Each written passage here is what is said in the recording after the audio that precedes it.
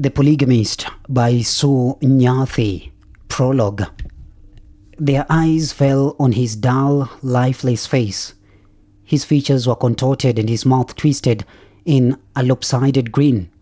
The skin on his face was dry and crisp like burnt bacon.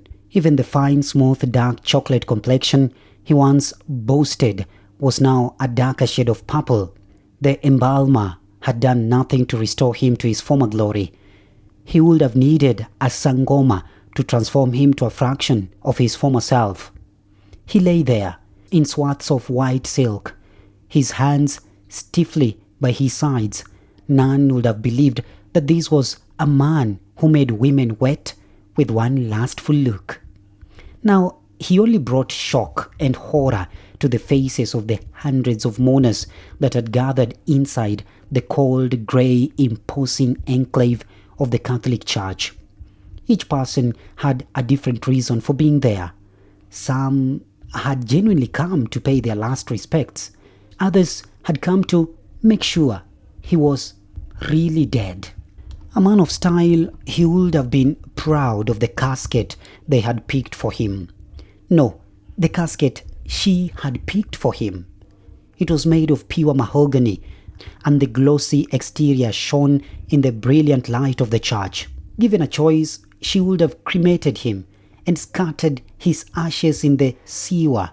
But she had to keep up the charade to the end. She was glad he was dead, glad that he would not wake up and cause her any more pain. How she had loved this man, how she had hated him too. At least, now that he was gone, none of them could have him. She exhaled deeply. The truth was, she lost him a long time ago. Even the love she once felt for him had died long before he did.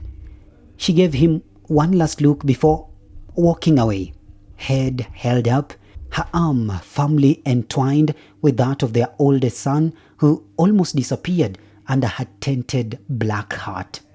The tears rolled down her beautiful chiseled face, huge, perfectly formed droplets that would not stain her waterproof mascara. This was not the man she had once loved and coveted. What had become of him? Her strong, powerful, handsome Parama. She had not been at his bedside when he died. If she had been, she might have killed him quickly and spared him the misery of a long, protracted illness. They had many good memories together, memories that were soured one fateful evening when he showed her another side of him she had never dreamed existed. With her lace handkerchief, she obliterated another tear that rolled down her face. Her dark red cherry lips mouthed a goodbye, something she had conveniently not done when she literally ran out of his life a few years earlier. Jonasi looked pitiful and sad lying there. She wanted to laugh. Even he would have hated himself had he woken up to see what had become of him. She almost felt sorry for him. Her sugar pie, her caramel-covered donut. He was not a bad man, just a greedy one with such an insatiable appetite for sex. He had always boasted he could keep it going on for hours. Towards the end, things had been difficult though. He had wilted like a flaccid erection. Poor man. At least now he had found peace in death. He had been in pain those last days. How she had longed to have been by his side, to give him comfort. However, Joyce would not let them get close. She wanted him all to herself. Stupid bitch. She had leaned down and kissed him one last time, then walked away. She gawked at him from behind her Gucci sunglasses. He looked terrible.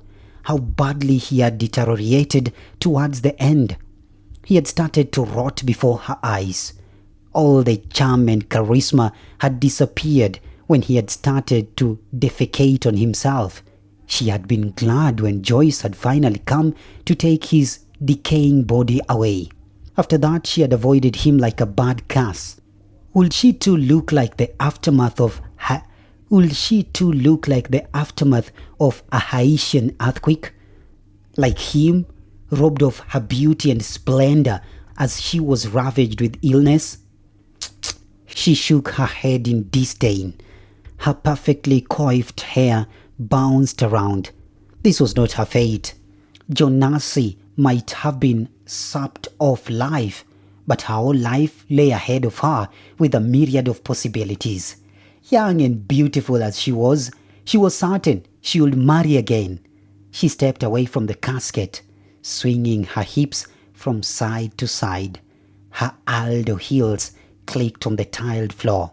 She had deliberately worn a body-hugging little black dress, showing off her legs to her fullest advantage. There were many rich sharks that had come to pay their last respects. Many who'll not mind comforting his young, vulnerable widow.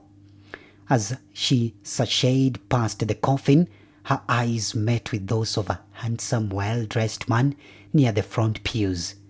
A jolt of electricity ran through her, and she felt alive and energized. Good riddance to the dead.